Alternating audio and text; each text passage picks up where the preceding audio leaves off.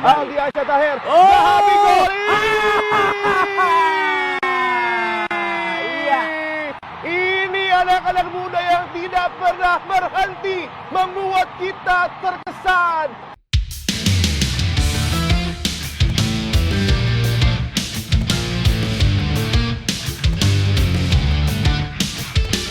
Terbongkar, Nova Arianto bongkar alasan lakukan rotasi besar-besaran kala skuad Garuda Muda hajar Afghanistan. Media asing jadi terkejut, tak percaya timnas Indonesia U17 jadi satu-satunya wakil ASEAN yang mampu tembus Piala Dunia. Terus tambah kekuatan, talenta muda di Liga Jerman jadi incaran utama PSSI untuk perkuat skuad Garuda. Jadi, simak informasi selengkapnya sebagai berikut.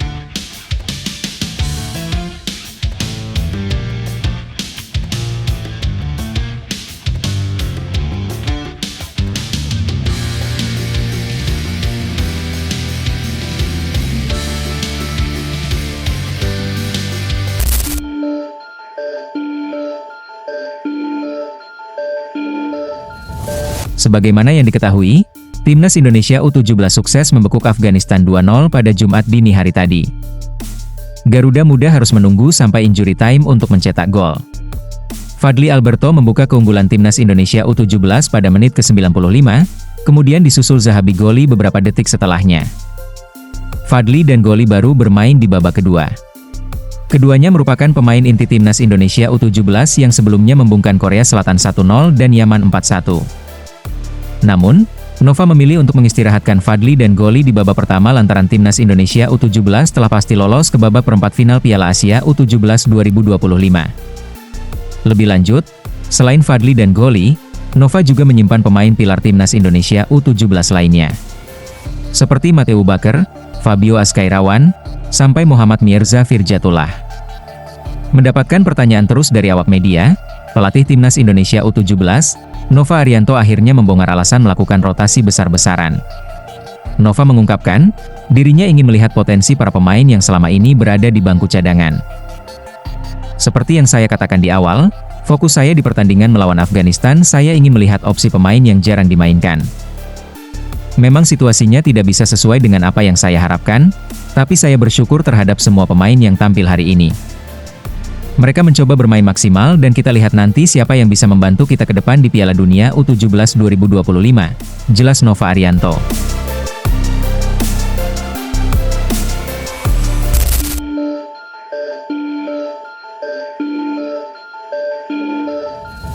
Kabar pencapaian memukau timnas Indonesia U17 yang berhasil lolos untuk berlaga di ajang Piala Dunia ternyata menjadi ulasan terhangat di sejumlah media mentereng di ASEAN. Sebagaimana diketahui, di fase grup, Garuda Muda sukses mengalahkan Korea Selatan dengan skor tipis 1-0. Kemudian mereka juga menghancurkan Yaman dengan skor meyakinkan 4-1. Kemudian pada laga terakhir melawan Afghanistan, timnas Indonesia U17 berhasil menang 2-0. Tim asuhan Nova Arianto tampil percaya diri sepanjang laga dan menutup fase grup dengan poin sempurna, 3 kemenangan dari 3 pertandingan. Hasil ini menempatkan Indonesia di puncak klasemen grup C dan langsung mengamankan satu slot ke Piala Dunia U17 yang akan digelar pada akhir tahun ini. Melihat pencapaian timnas Indonesia ini, para media di ASEAN cukup dibuat terkejut dengan progres yang diperlihatkan Garuda Muda Indonesia. Apalagi, timnas Indonesia U17 merupakan satu-satunya tim dari ASEAN yang mampu lolos Piala Dunia. Media Malaysia, Sinar Harian, menyebut pencapaian timnas Indonesia U17 ini sebagai momen bersejarah. Kemudian The Voket, media Malaysia lainnya, menyoroti performa mengejutkan Indonesia sejak awal turnamen. Lalu media Vietnam, Vietnam.vn membuat artikel dengan judul, Indonesia memenangi semua pertandingan di kejuaraan AFC U17, dan memiliki statistik terbaik di turnamen tersebut. Tak ketinggalan, media asal Thailand, yakni Mindstand, memuji apa yang dilakukan Garuda Muda karena berhasil menyapu bersih 3 laga sulit di grup C. Tentu, pujian dari para media ASEAN ini bukan semata-mata karena cari sensasi semata.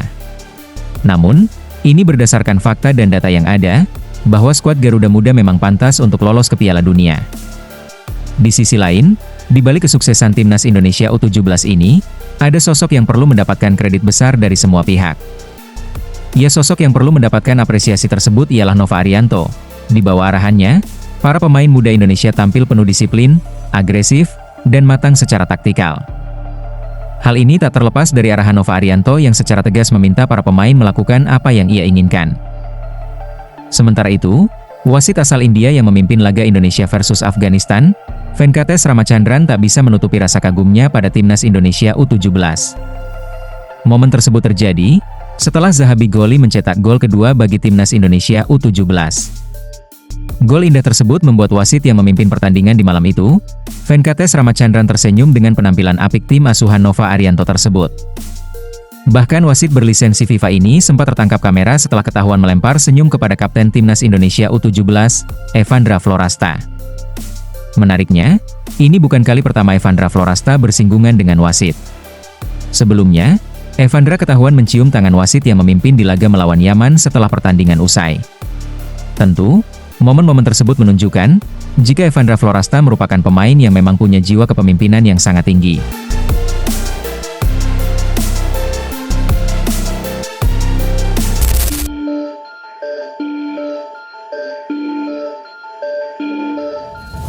Upaya PSSI memperkuat timnas Indonesia dengan pemain keturunan kembali berlanjut. Kali ini, sorotan tertuju pada Laurin Ulrich, gelandang muda berbakat milik VfB Stuttgart yang saat ini bermain di Liga 3 Jerman.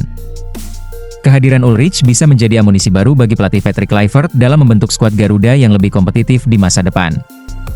Kabar pendekatan terhadap Laurin Ulrich mencuat dari YouTuber Yusa Nugraha, ex-pesepak bola Indonesia yang aktif memantau talenta diaspora. Dalam kanal YouTube miliknya, Yusa menyebut perwakilan PSSI, Fardi Bahdim, sudah menjalin komunikasi dengan ayah dari Laurin.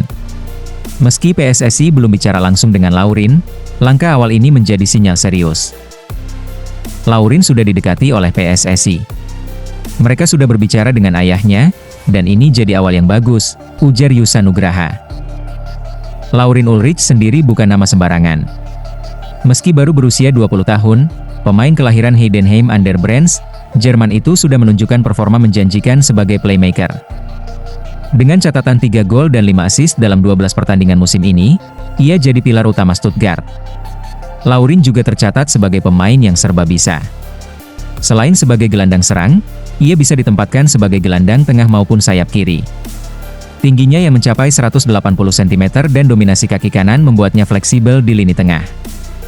Dengan darah Indonesia yang mengalir dari sang kakek yang berasal dari Surabaya, Laurin Ulrich berpeluang besar untuk dinaturalisasi. Jika proses pendekatan ini membuahkan hasil, bukan tidak mungkin ia akan segera menjadi bagian dari proyek jangka panjang Kluivert untuk timnas Indonesia. Nilai pasar Laurin Ulrich pun cukup tinggi, yang mencapai 17,38 miliar. Tentu, kehadiran Laurin bisa menjadi tambahan kekuatan di lini tengah timnas Indonesia, bersanding dengan talenta diaspora lainnya yang sudah lebih dulu mencuri perhatian publik. Dan yang pasti, langkah PSSI ini menunjukkan keseriusan dalam memperkuat skuad merah putih dari akar.